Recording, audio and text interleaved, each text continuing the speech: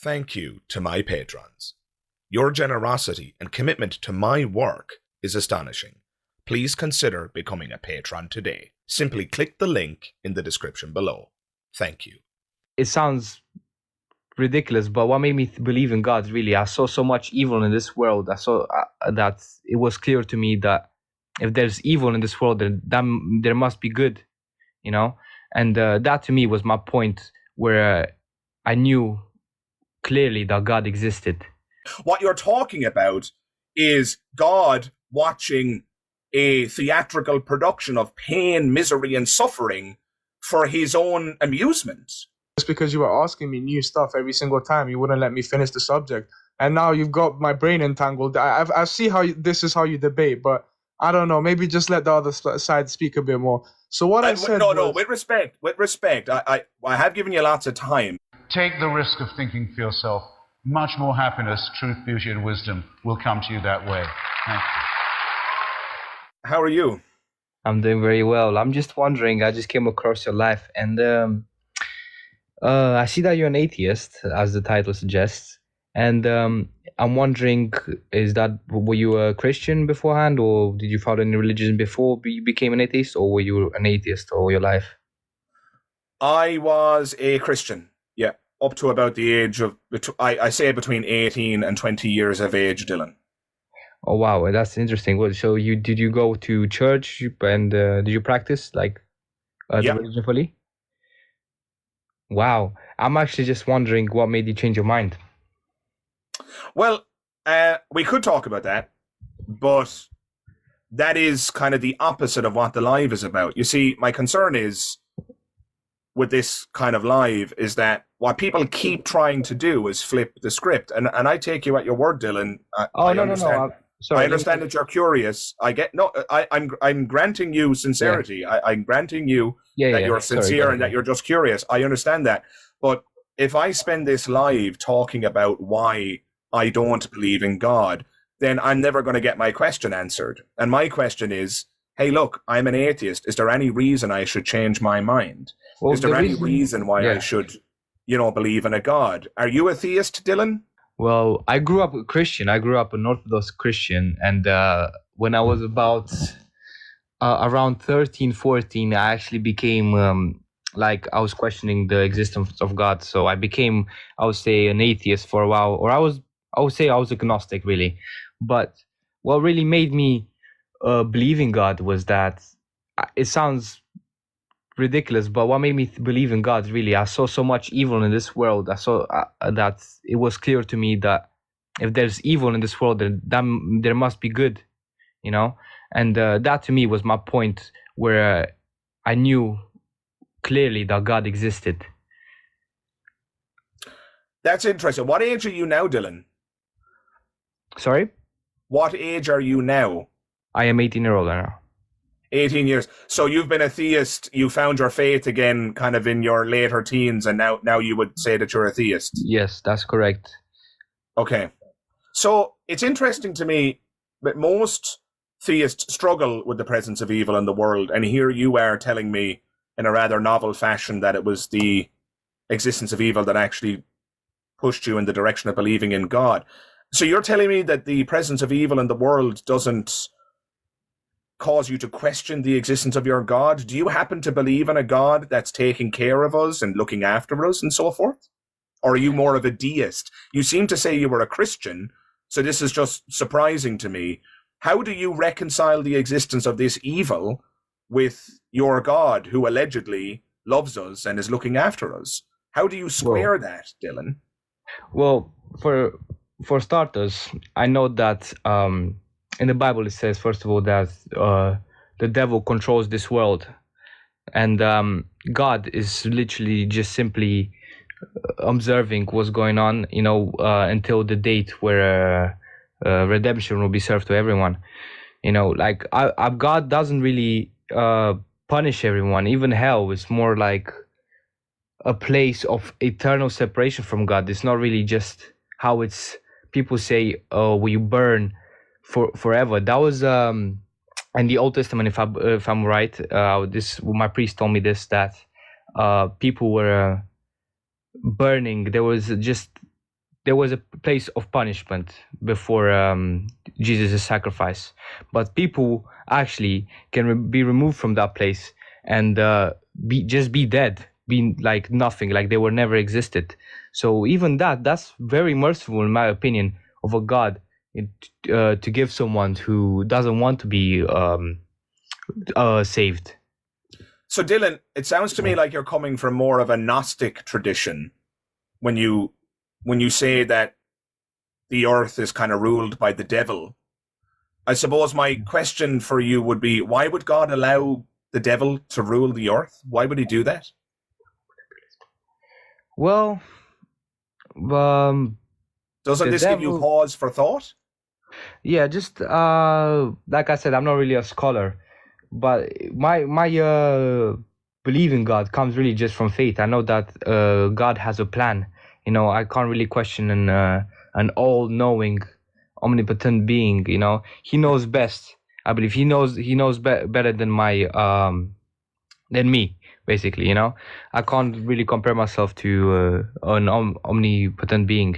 So Dylan, I want to draw your attention to something that just happened in our dialectic, and I think it's a problem for your side of this discussion. And I really appreciate that you've been polite and forthcoming and generous with your time. But I just nudged you in the direction of a kind of a problem of evil there. And if you notice what happened, and forgive me for speaking meta for a moment, but I do think it's pertinent to the discussion. As soon as I asked you about how you reconcile the devil being allowed to rule over us, which is clearly problematic, right? I mean, by way of analogy, imagine if I allowed a psychopath, I don't have children, but imagine I did. Imagine I allowed a psychopath to look after my children while I was away on holidays. Right, you would clearly accuse me of being a terrible parent, of being a negligent parent, right?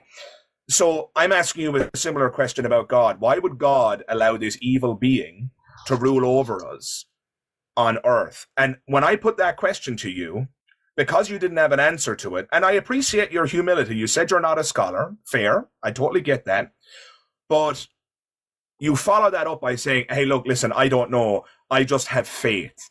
Do you see, Dylan, how, to my mind, as an atheist, that sounds like a cop-out?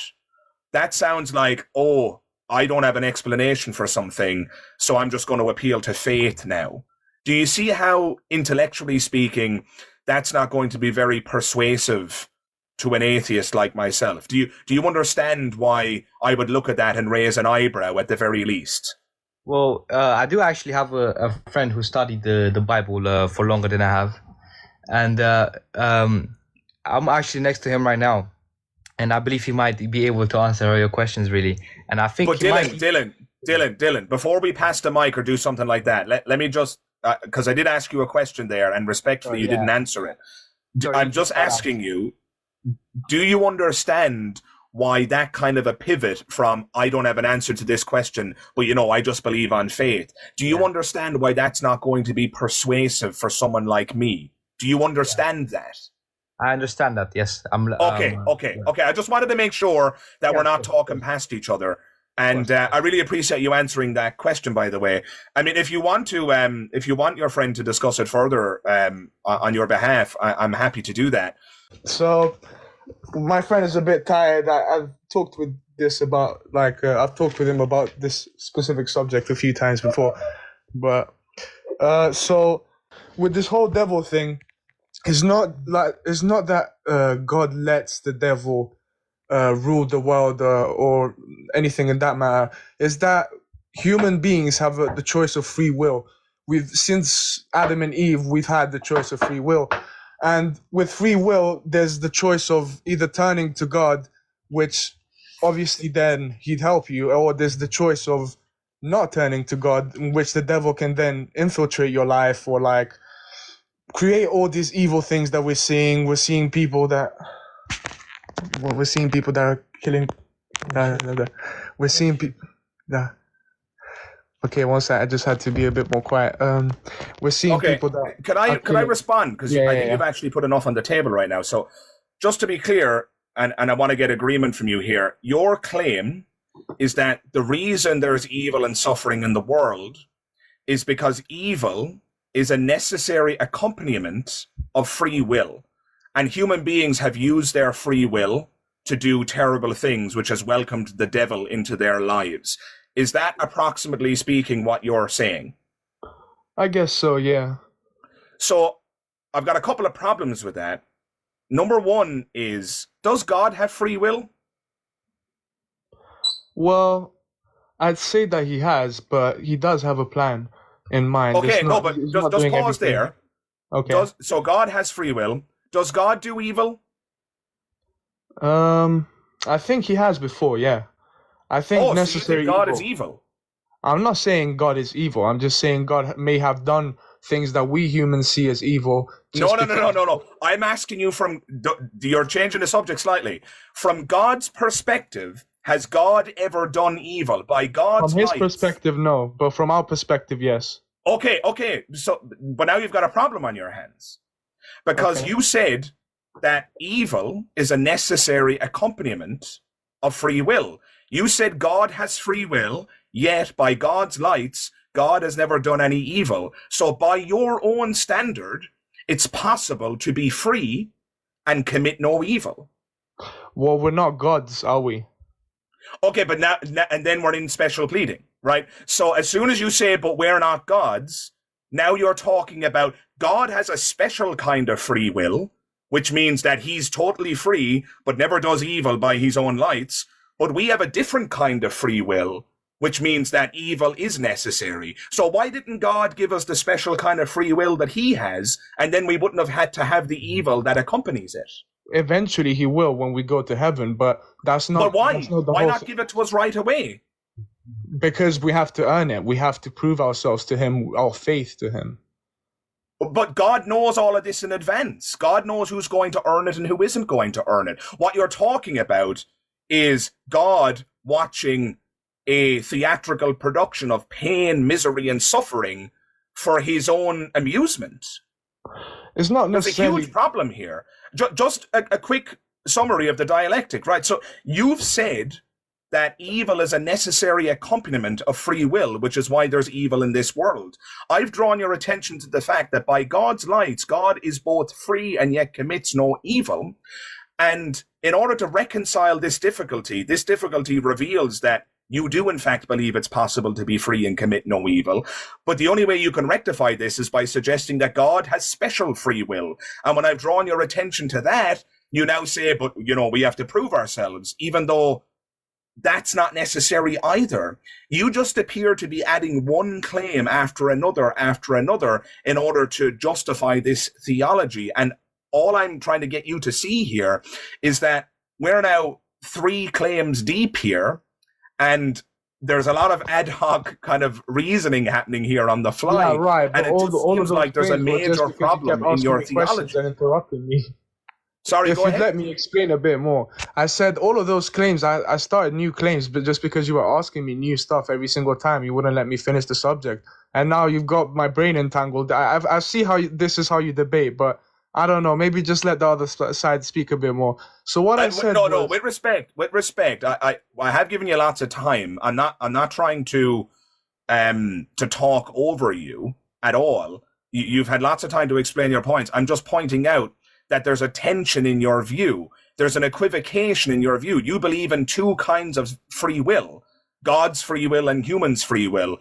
And God could just as easily have given us the special free will. Because I said that, do you think a free will that a human would have, right? So let's say you can wake up in the morning, you can go to A and B, you can, work out today. Do you think it'd be comparable to something a God would be able to do? Let's say create a planet, destroy a planet, kill a person, not kill a person, but like create an accident, even though I don't think he creates accidents, it's up to human error. But it's just not comparable, the size of free will that a God would have to the human free will. That's what I was trying to say. I'm not denying that if there exists an all-powerful being, that an all-powerful being can do things that a human being couldn't, like create universes. I'm not denying that. The question that's on the table, however, is whether or not evil is a necessary accompaniment of free will. You claimed that it was, And then I drew your attention to the fact that God has free will by your own admission, and yet God commits no evil by his own light, again by your own admission, thereby revealing a tension in your view. You said that this tension can be resolved by appealing to the difference between gods on one hand and humans on the other. But I've got a response to that if you would care to hear it. Is there free will in heaven? Well, we don't know, do we? I mean, to be fair, I don't read the Bible that much, but I think I'm just asking you according to your opinion. I'm not asking you to cite the Bible. I'm not citing the Bible chapter and verse. No, either, I don't think it's full free will. I think you'd just be in a blissful state, and you'd get to do more things that you do in your human life. But I don't think complete free will that God would have. But why does God give us free will on earth? Isn't that because that's the right thing to do? It is, yeah. Okay, so by parity of logic, then to not give us free will in heaven would be to do something wrong to us, which then debunks the notion of heaven. If you're going to say that there's no free will in heaven, what you've admitted to is that God is committing an evil by his own lights, not ours, that God is committing an evil by his own lights in heaven. This is just the way the logic works. You have a difficulty here. If you're going to say that God gives us free will on earth because it's a good thing, then by just parity of logic, it stands to reason that if God doesn't give us free will in heaven, that he's robbed us of something good, which would be an evil. So it seems to me that you're duty bound to admit that there is free will in heaven, which then busts your claim about the distinction between gods and men vis-a-vis free will. Because if there's free will in heaven, we also know that there's no evil in heaven, in which case human beings are now free in heaven, and yet there's no accompanying evil, which again further debunks the initial claim about why you said free will is necessary on this mortal coil. Okay, well, you know why that is, why there wouldn't be evil, not because we have free will and we'd be able to do evil, but why most of the evil happens on earth is because of human and earthly, how do you call them? Influences. So in our day-to-day lives, we wouldn't be living like we would be in heaven. We have problems, we have accidents, we have a lot of things that happen to us which lead us to do one thing to another, and then eventually lead us to do evil. But those things wouldn't be available in heaven. Those things wouldn't happen in heaven. But who's responsible for putting those earthly things there? It's not necessarily just God, like I said, because the devil ruled the world. Who's to blame for the earth? So you just said, okay, you're granting me, okay, so it's not necessarily the free will. It's that there are earthly things that tempt us from the righteous path or something like that. And then I ask you, who's responsible for those earthly things that tempt us? Clearly the answer is God, right? Sorry, say that again. Clearly, so the question was, who is responsible for the earthly things that tempt us? Clearly, the answer has to be God, because God created it says the earth. In the Bible, the devil tempts us the most. He's the one that presents these temptations. You're the one that has to be the one resisting to them with God's faith. So it is the devil. But now we're just back to what Dylan said, which is, why did God allow the devil to be in control over the earth? Like I said, I think to me it's a test. He's testing who has faith in him and who would accept his light in order to be saved, not saved, but like in order to deviate from the devil's plans, because the devil has plans too. Yeah, I don't know. I don't know if this dialectic has kind of run out of steam. I just feel like at multiple points in the conversation, we've gotten to a tension in your view with different kinds of free will and equivocation. And originally it was about free will, but now it's about the earthly things. The earthly things aren't God's fault, they're the devil's fault. But then why did God allow the devil to be in control? It seems patently obvious to me, and this is all an internal critique, by the way. We haven't even discussed the existence of God, but it seems patently obvious to me that God is ultimately responsible for all of this. And it seems to me like your theology points very powerfully in that direction. But it just seems like you're trying to get away from that because you're desperately trying to preserve God's goodness I'm or not something trying like that. to. I'm not saying any of that, but let me just ask you this before I have to go, because I have to do some stuff. Go for it. So, in the way that maths works and physics and all the logic that's in the universe, doesn't it just work? It connects. It connects very perfectly with one each other. It's almost, a lot of scientists have said this too. A lot of renowned physicians, like even Albert Einstein, the way that the universe was created intends there to be a creator, a programmer almost, if you'd say. It sounds good on the surface, and I remember being quite persuaded by this when I was still a theist. But it's not the best argument, because Why? you can look at the design and you can say the design, if it is a design, right? And you can say, oh, look at all of this complexity. But wouldn't that mean that all of the problematic design is evidence of there being either a poor designer or no designer? What is such of a problematic? What is a problematic design in the universe? Well, I mean, take your pick, right? We live in a solar system that is where the sun in which is eventually going to burn out, at which point all life on this planet will be extinguished, except perhaps extremophiles. We live on a planet that is riddled in hurricanes and tsunamis and tornadoes and diseases and all sorts of incredibly unpleasant things. And if those examples don't work for you, because you could respond and you could say, oh, but you know, the things that make those happen are also very well designed. But what about something as simple as the fact that our esophagus is something that we both swallow food through and breathe through, which results in people choking to death every single year around the world, right? That strikes me as pretty poor design, right? I'll speak ambiguously here because I don't want to upset the censors. What about the fact that we, speaking of our equipment downstairs, have a playground next to a sewage facility, if you get my drift? These seem like very bad designs. What about the fact that I'm wearing corrective lenses right now?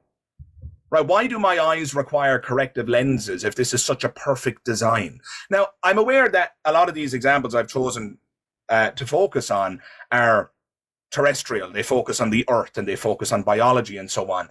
But, you know, if you want to look at the cosmos more broadly, where you can see black holes colliding with one another and things being sucked into oblivion and so on, like, I just don't look at this universe and it doesn't scream perfect designer to me. Okay, do you see where I'm coming from at all? Yeah, I can see what you're saying.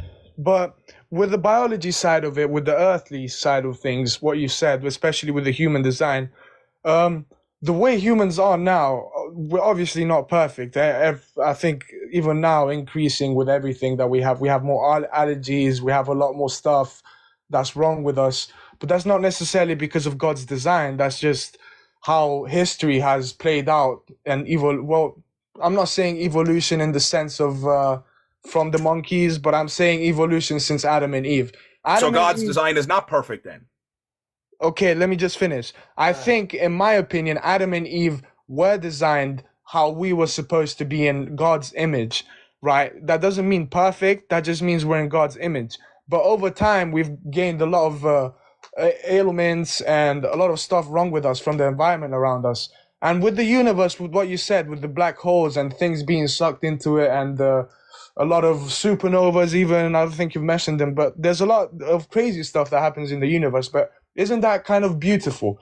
It's not like we know there's life. Listen. It's not, how do we know there's life there? It's just matter. It's just matter and planets being destroyed and creating. Have you seen how a supernova looks afterwards? I seem to recall seeing pictures. I grant you the poetic point. I look at that stuff and I feel a sense of awe as well. Right. I feel a sense of awe as well.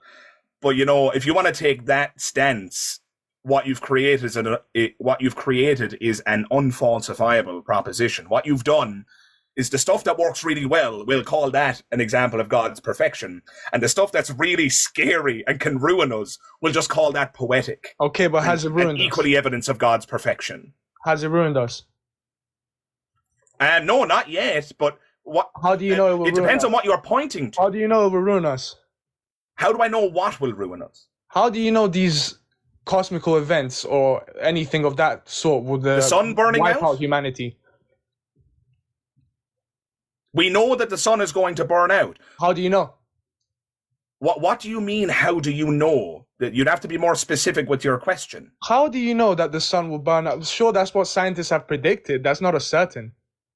Oh, so you're looking for certainty? Yeah. No, I don't have certainty for you. Well, I don't have certainty either. That's why I have faith. But I'm not, no, sir, you have misunderstood. I've made this point several times on this live this evening. I'm not looking for certitude. And it would be a mistake of you to think that I am. I'm simply looking for evidence which raises the probability that your proposition is true. I'm not giving you certitude. Science doesn't operate on the basis of certainty, my friend. It operates on the basis of inductive reasoning. Inductive reasoning, definitionally speaking, is probabilistic. We look at the evidence and we form the best possible conclusion. The sun is a gigantic fuel source. All of the evidence of our eyes and our ears tells us that fuel sources burn out. The sun's weight can be measured. It's not going to last forever. And so when it burns out, it's going to be bad news on planet Earth.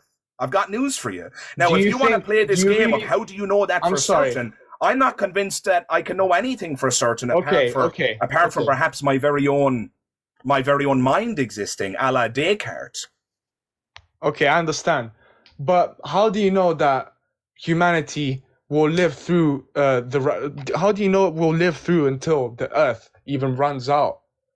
From what we have, there's a lot of prophecies that are being fulfilled right now, which I haven't even touched on. But well, we'll have to keep prophecy for another night because I think we've got enough on the table for now. I don't really want to do them anyways. But no, I appreciate that. I know that we could probably talk for 20 hours, but again, the point is, I just want to rewind the dialectic just slightly because we were talking about whether or not perfection serves as evidence for God. I pointed out, I think, a few very good examples of where the universe is not so perfect. And your response was to say, oh, but they are beautiful in a kind of sick and poetic and twisted way.